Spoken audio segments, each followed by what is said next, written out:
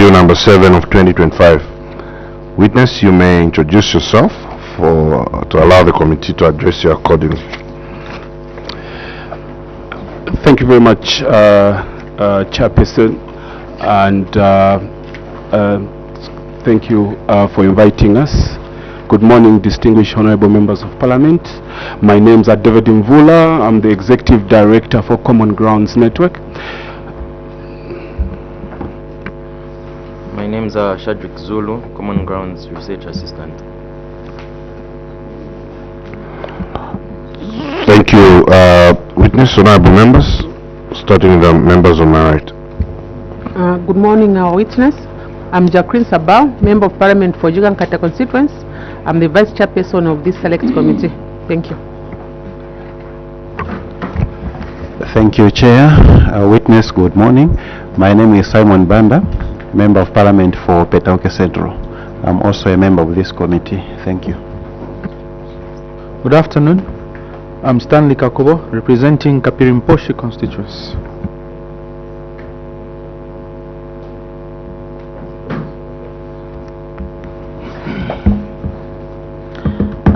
Good afternoon, Common Grounds Network. My name is Veso Kakoma Sefulo. I'm a member of parliament from Mwandi constituency in the Western Province and a member of the Select Committee.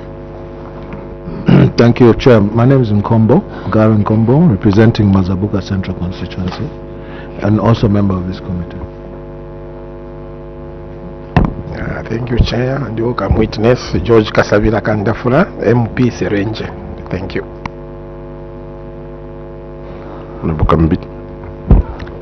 Good morning, witness. I am Swongile Mwamba. I represent the people of Kasama Central constituency. You're most welcome. Thank you.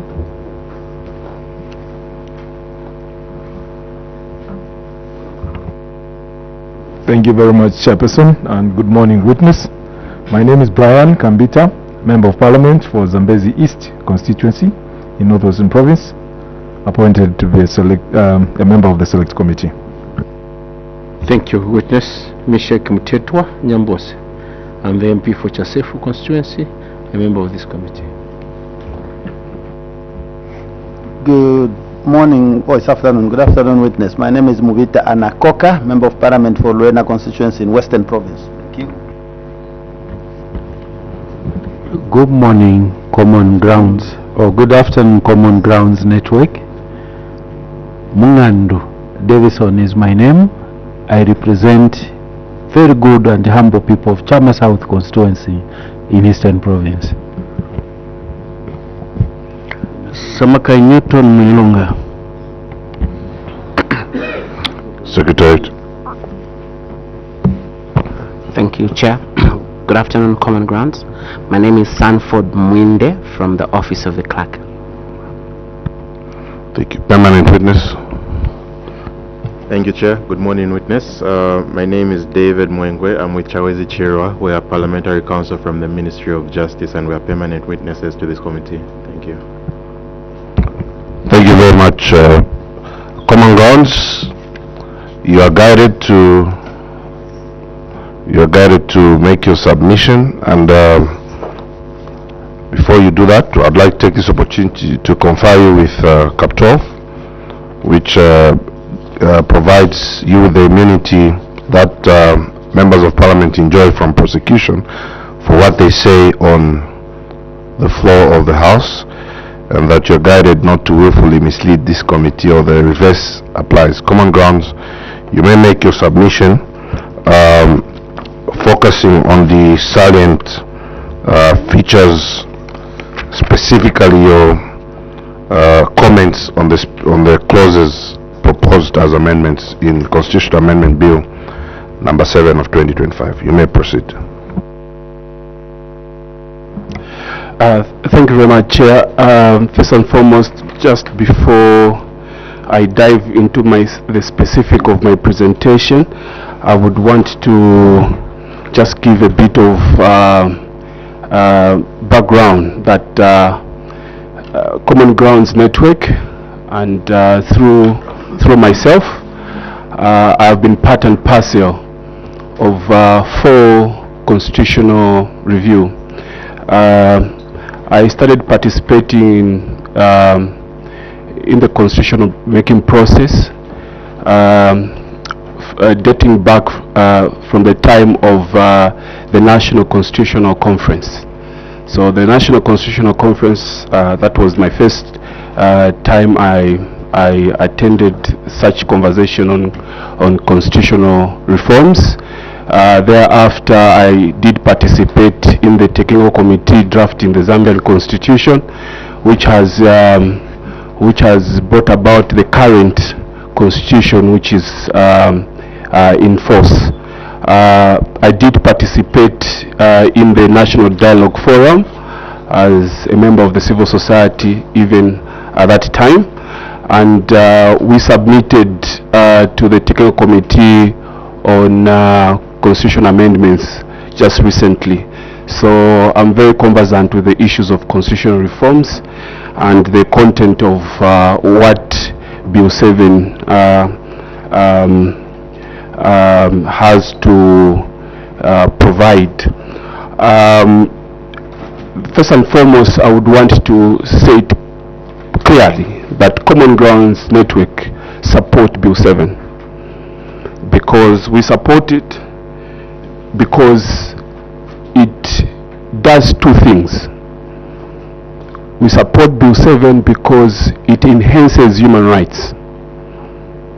And human rights, when we talk about human rights, we're talking about guaranteeing the 30 pieces of human rights, and one of them is the right to assembly, the right to association, the right to be recognized as a human being, and through that we see that Bill 7 guarantees those rights. Secondly, representation of the people, that it enhances representation of the people. So that is why we support this, because if we look at the first issue on delimitation, we support delimitation because it's going to accelerate development in the constituencies, and also ensure that social amenities are improved, and that people, especially young people, get the skills and the education they need. And through smaller constituencies which delimitation aspire to achieve, we will see that more and more people will be empowered, economically, socially, and even politically, because now you have even new members of parliament, new councillors. Order witness. Yeah. You are guided to follow your submission from page 3, where it says specific submissions to the committee in support of the bill. Yes, actually I'm on page 3, and I was just speaking to my first issue on delimitation, and we say that we support delimitation. Well guided. Thank you. And our second issue on page 3, we support the amendments to the electoral systems from Article 45 to Article 57. We believe that the whole electoral system should be amended to provide for party list proportional representation. Party list proportional representation, we feel that instead of having the first past the post way of electoral system, but I think we are of the view that the constitution should provide for a party list that during election time, instead of the Zambian people voting for a person, but they are voting for a party. This is a practice in South Africa, that they vote for a party. And also that submission, if the electoral system is changed, it takes into our next submission by-election, because that will solve the issues of by-election. So instead of having a member of parliament you know, who errs or who resign or who dies. The simplest thing which will happen at that time is that when that occurs, the party where that member of parliament came from will just choose the next party, choose the member of parliament who was on that list, and that person is reintroduced back into the National Assembly. So there won't be any, there won't be any by-election. He has resigned, she has resigned, they go to the party, give us the next person, the person is introduced, makes a maiden speech, that's it. Parliament continues. On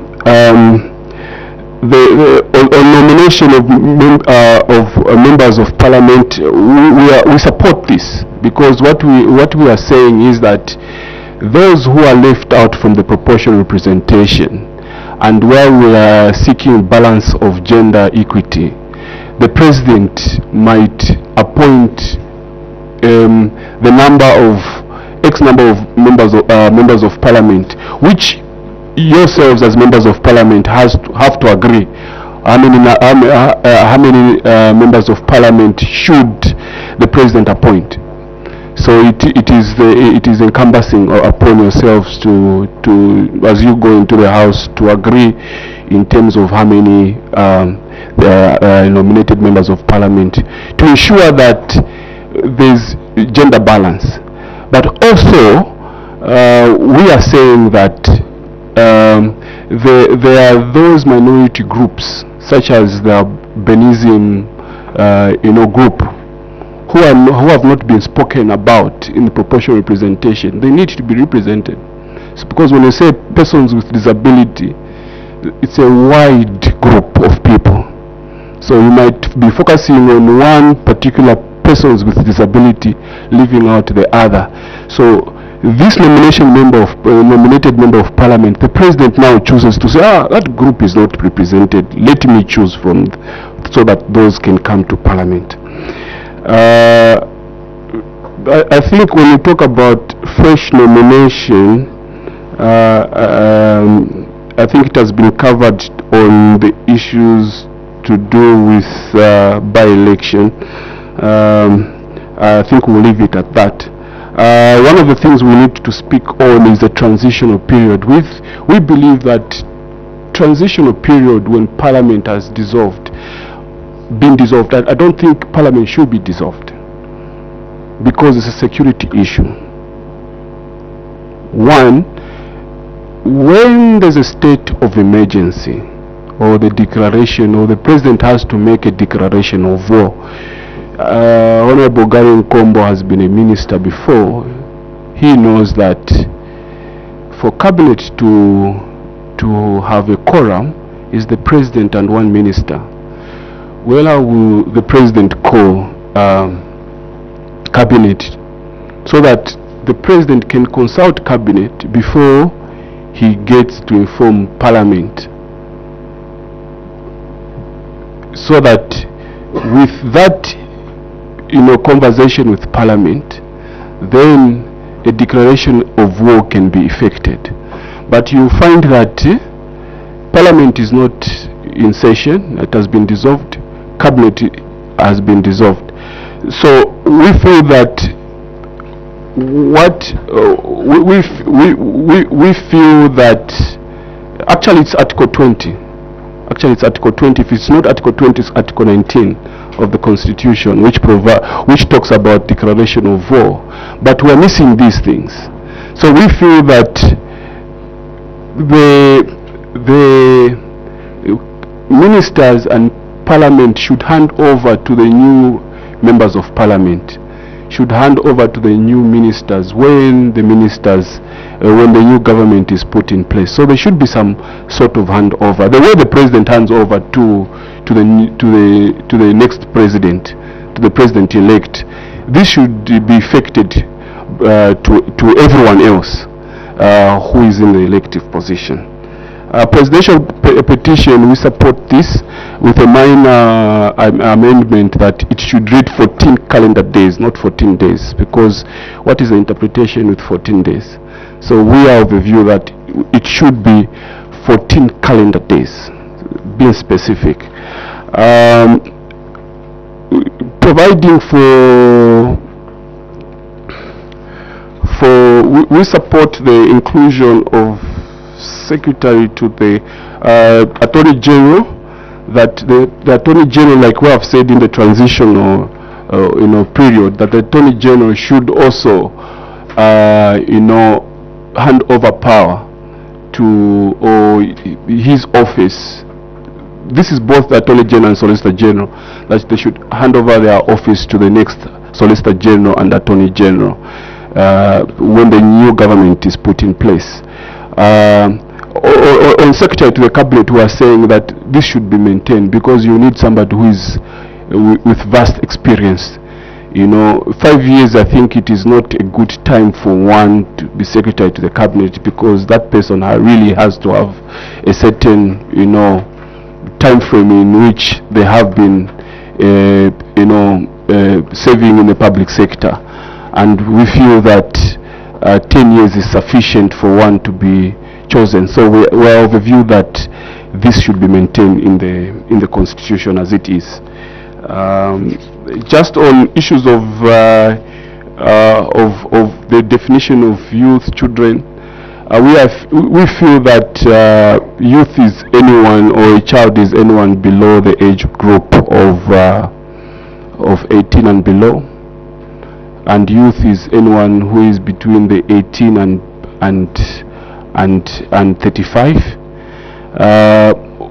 But what we are saying is that these issues of defining a child in the bill is that we should continue giving power to the parents. That the parents should not be saying, okay, fine, it's a child, the child has got rights. Yes, the child has got rights, but that child has to be, ensure that he or she is guided into adulthood with proper, observation of, their rights as children.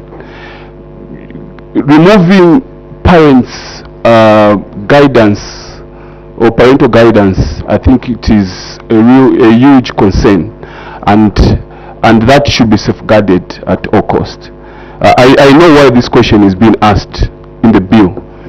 That is why I've raised the issues of child consent, parental consent. Because if you remove parental consent, then we will have problems to have, you have delinquency, adult delinquency in the future, because children could have not been properly guided, as they were, children. So we feel that child parent should continue. So that is our definition.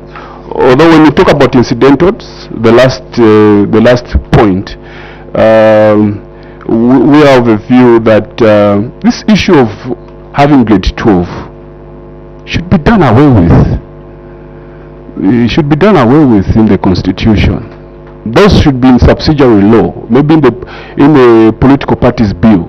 Let political parties decide who has to qualify to come to Parliament. And one of the other things which we need to speak about is issues to do with having a coalition government, just in case that we do not have, a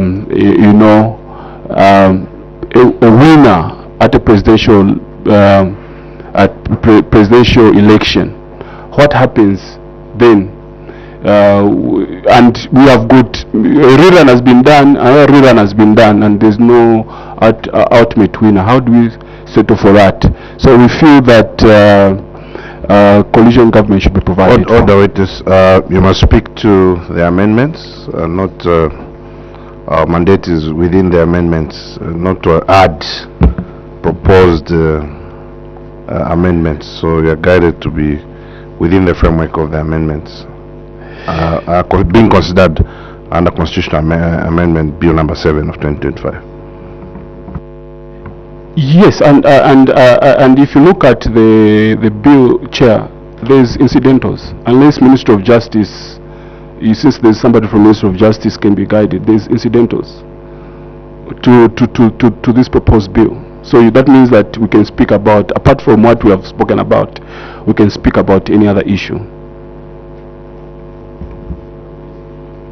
No witness, you are guided to stick to Thank you, Chair. I think just one issue you have just reminded me is that also it's we support the inclusion of members of parliament to the local government councils.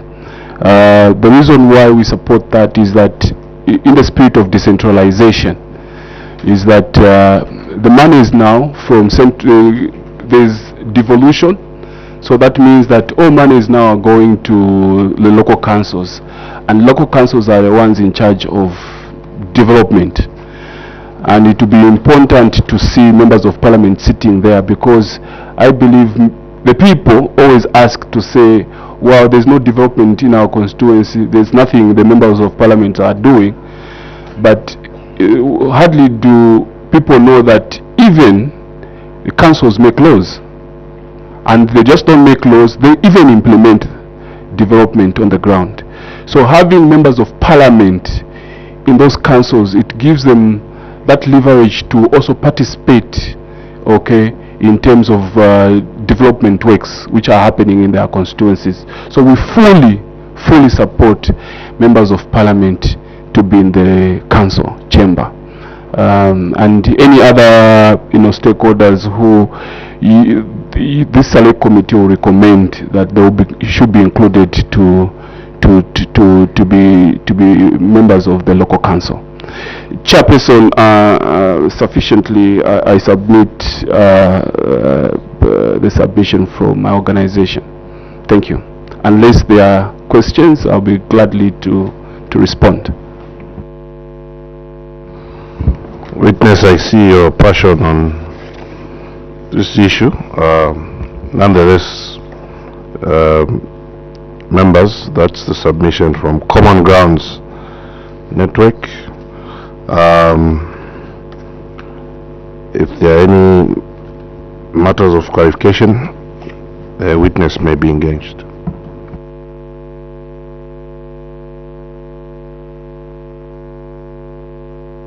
Honorable Nkombo. Opportunity, Chairman, and thank you for your submission. I'm inviting you to your comments on the qualifications of Secretary to Cabinet, where you insist that you want the status quo to remain as it is. In the instance that among the PSs there is no one who has served for a 10-year stretch in the country, and that among the serving PSs there's no one who has reached that same threshold of 10 years, wouldn't that create a crisis constitutionally? Thank you, Honorable Nkombo. Honorable Samake. Thank you very much, Chair. Witness, I want to take you to the issue of members of parliament getting into the council. There is a thought that members of parliament play an oversight role on the institutions of government, and council is one of the institutions of government, and therefore there are proponents who are saying, how is it going to be that a member of parliament who plays an oversight role goes in the council and becomes part of the council, and then thereafter he turns around and does his oversight role? How does that play out? Thank you, Honorable Samake. Honorable Mwamba. Thank you, Chair, and thank you so much for your submission. Witness, my point of clarification is on page 5, number 8, on the definition of a youth, a child, and an adult, which are definitions from Article 266 of the Constitution. But I have noted in your submission, you have gone further to speak about age of consent and or other. Is it possible that you could just rectify that according to the proposed amendment? Are you satisfied with the provisions to amend 266 in relation to the definition of a child, a youth, and an adult, unlike speaking to age of consent and all other statements that may be misleading? I submit. Thank you. Thank you, Honorable Wamba. Honorable Sabal. Thank you, Chair. Mine is on the delimitation of constituencies. The third last sentence of your submission, you witness, you said that you support this because they will be securing land rights, and also they will be periodically adjusting boundaries to reflect population shifts. So I want you to clarify this submission, how delimitation will help the people to secure land rights, and also the periodical adjusting of boundaries. I submit, Chair. Thank you, Honorable Sabal. Witness, you are guided to respond to those points of clarification. Thank you, Chair. It's just that Honorable Nkombo has left, so I'll wait for him to come back. But sufficiently is that if the permanent secretary... Witness, you can just submit. He'll be abreast with your response. Thank you, Chair. I think on issues of Secretary of the Cabinet, we are saying is that should be maintained. Because government is inheritable. That means that if the current permanent secretaries, none of them have served as 10 years, they can still go into the pool through the PSMD and check which permanent secretary are still living, and those could be appointed as Secretary of the Cabinet. And I know there are a number of those permanent secretaries who have served, like I indicated, Chair, is that I started engaging myself, my organization through me, we have been engaging governance issues. That means that from the time of MMD, I've monitored, I've engaged with various government administration, and sufficely I've come to note that there are a number of individuals who have served this country more than 10 years at PS level. So it's a matter of just going into the pool at PSMD, pick one, and appoint. So that number is there. Issues to do with the council, I think this is a text which the House has to come up, has to coin in terms of what will be the role of the members of parliament in the council. For us, what our view is on this is that there's decentralization now, devolution is taking place. Members of parliament are being asked or questioned about them developing their constituencies. They cannot answer because now everything is happening at local level. And what we are saying is that it would be just prudent for members of parliament to sit there also, to be part and parcel of that council, to debate. They should be part of the debate of the council. But how that will revolve, I think Ministry of Justice and people in parliament will have to find a way of their role in there. But for our point of view is that we want members of parliament to be part and parcel of the decision-making process in the council, because through that then we the people, the citizen, who can make you accountable to say, hey, you promised us, both the councillor and the MP promised us a school, where is it? So the members of parliament cannot say no. Me, I'm at national level, I'm only making laws. It is the issue of the councillor to ensure this is done. But through that, they could be both elected officials could be made accountable, because now the members of parliament are sitting in the council. So I don't see any mischief whatsoever in terms of why they should not be there. I think it would be the best, since now we're talking about devolution, and it is part of the constitutional requirement that the country or government, the executive, should devolve to subnational level. Since that's a directive of the constitution, I think it will be prudent that members of parliament should be there. What we are, Honorable Mwamba, we can simply say that we are satisfied with the provision to amend and define who a child is, who a youth is, who an adult is. The issue of consent is just to help members of parliament, because I know the background issue behind this.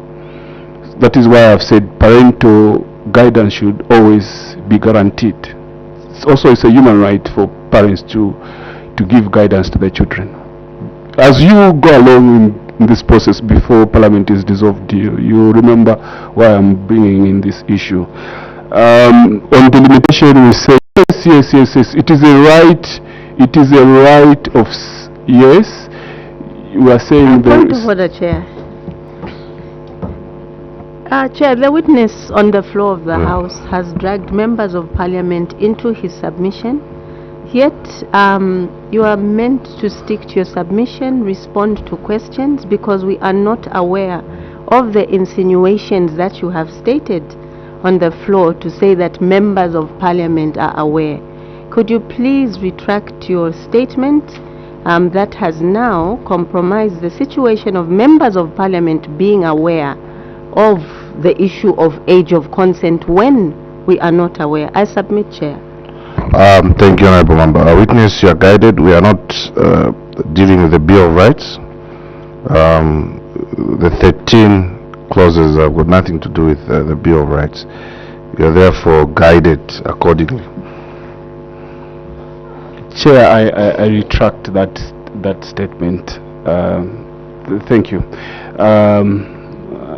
I don't know, Honorable Member, if that suffices. Or Chair, I don't know if that suffices. Yes, witness, please proceed and be brief in your response. Thank you, Chair. I was just responding that citizens have got a right to own land, and we are saying that through delimitation, administration for acquisition of land will be made easier. So that's a point we are trying to make in that statement, and we are saying that whatever delimitation seek to achieve, that it is centered on empowering the citizen, and that includes empowerment of land. Thank you, Chair. Thank you. Witness, before Honorable Sabana Bukandafla comes in, I note in page 4 of your submission, you are saying cabinet ministers should continue being cabinet ministers until the transition period, and you are referring to when it comes to declaration of war, the president is mandated by the constitution to consult cabinet. Where are you getting this position, and which maybe you could refer to the specific article in the constitution that mandates the president to consult cabinet in that situation? Honorable, just bank that one. Honorable Sabah. Thank you, Chair. Mine is a follow-up on his response to my question. I asked about the issue of the securing land rights when you do delimitation, because when you talk of delimitation, it's on constituencies. I'll give you an example of Mazabuka and Magoy. It's one district called Mazabuka district, but there are two constituencies. So it's possible that we can delimitate Mazabuka Central into two, then there will be 3 constituencies, but they'll have one council which is in charge of land administration. So how do you connect with the land rights in relation to delimitation of constituencies? That's what I wanted to find out. Honorable Kandafwa. Thank you, Chair. I think it's just a follow-up question on the taking of MPs back to the local authorities.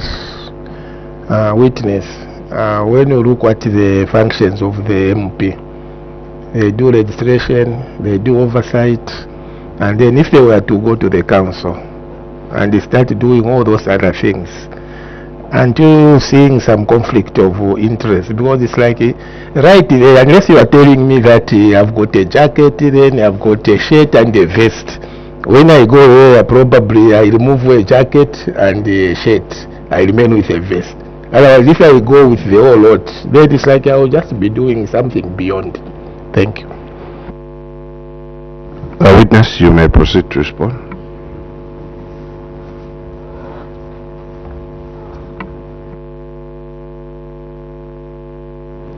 I might not have the constitution. I don't have the constitution with me, the whole lot of the text, but I believe that should be order witness. okay. You have a copy there, and I'll refer you to Article 81(10) of the Constitution. Article 81(10) of the Constitution. Maybe if you read it, because I think you may need to expunge some of your submissions. They are quite not factual, particularly on this issue.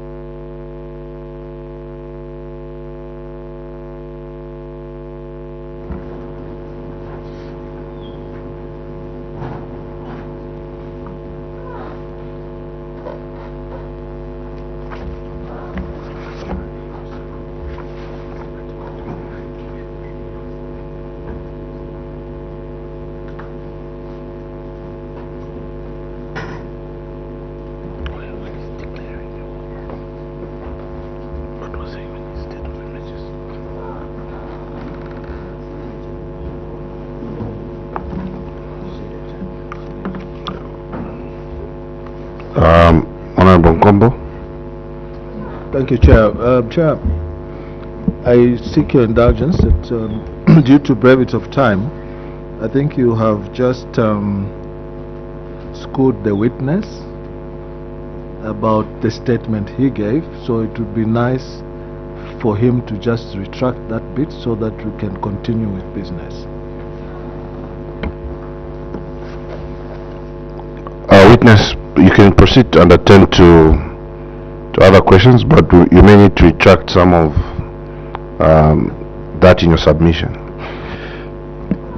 Thank you, Chair. I retract part of our submission on transition, taking note that Article 81, sub-article 10 provides for a state where the president may recall parliament. That is just one bit, but also what we are saying is that we feel that the ministers should continue in office because there should be that type of consultation that which needs to be there. So I feel that through this, the provision, we can provide for that.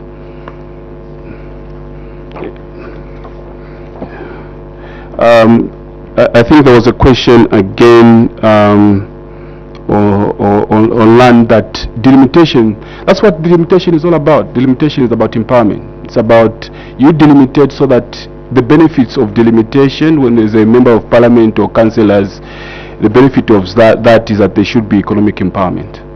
And part of that economic empowerment, we feel that should be part and parcel of owning land. Should be it's a right, okay, guaranteeing the 30 pieces of human rights, land to property. So I believe that empowerment is sufficiently provided for, because it will be part and parcel of what the benefit will be when some of the constituencies, what do you call it, are narrowed down.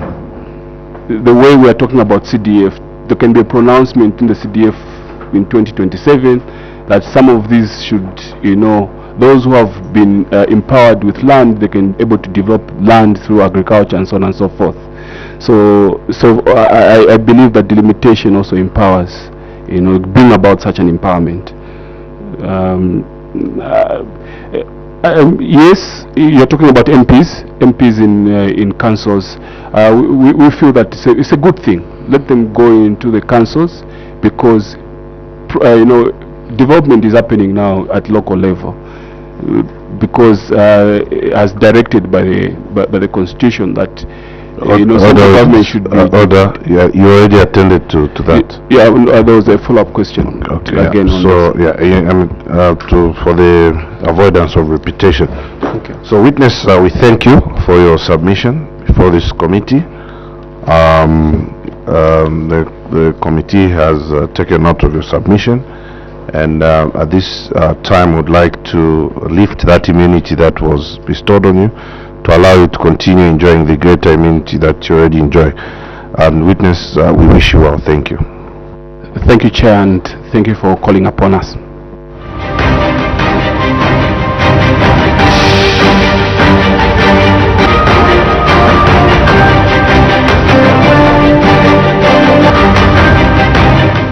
Good afternoon, thank you so much. You are watching Parliament Television, the only station dedicated to bringing Parliament closer to you.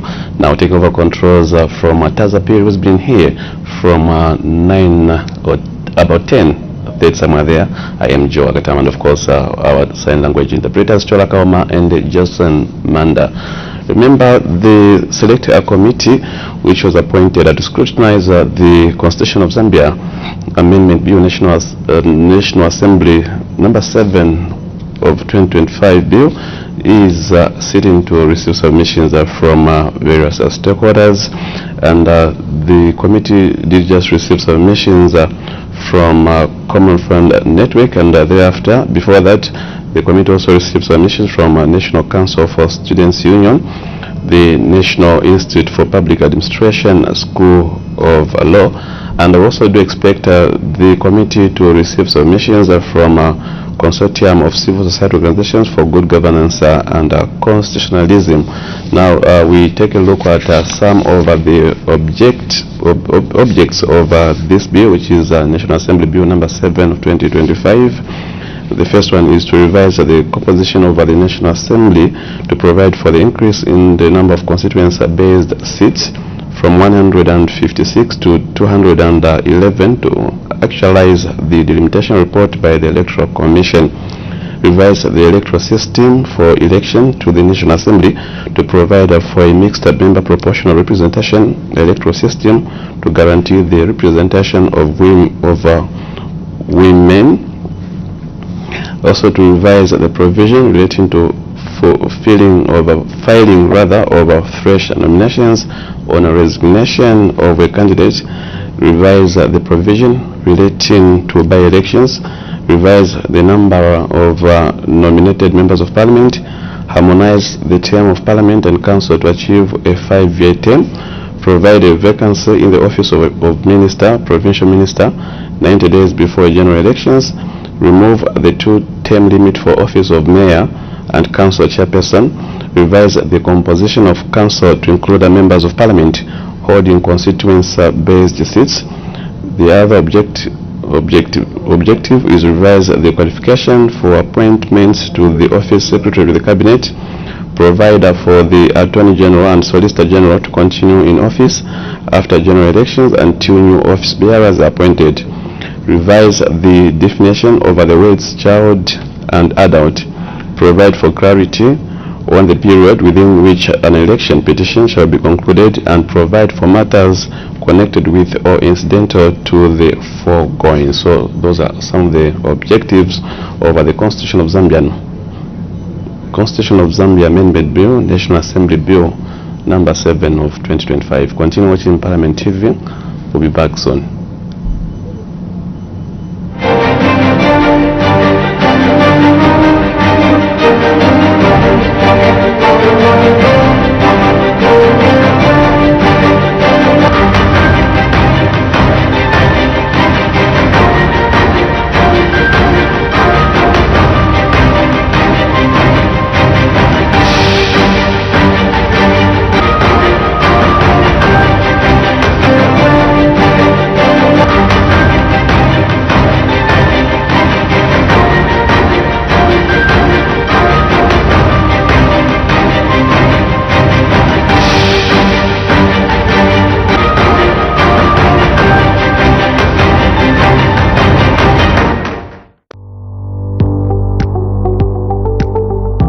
Watch the Parliamentary Select Committee that is scrutinizing the Constitution of Zambia Amendment Bill number 7 of 2025 live on Parliament Television and Radio on Saturday 6th and 7th December 2025.